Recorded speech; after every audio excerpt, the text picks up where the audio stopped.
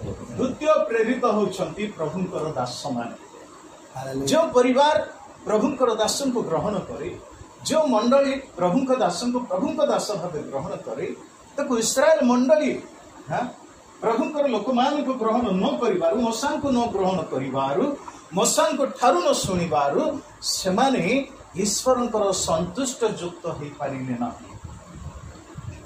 देखो तेबे प्रभु यीशु से कहले तुमको जे ग्रहण करिवो मते ग्रहण करिवो तुमको जे ग्रहण करिवो ना मते ग्रहण करिवो नहीं। ए क्षुद्र मान को जे दिनाए ठंडा पानी देव तार आशीर्वाद से वंचित हब ना। हालेलुया।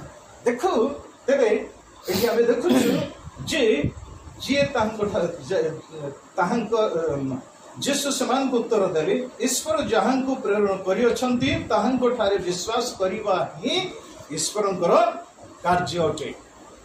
देखुछु प्रिय मंडली तेबे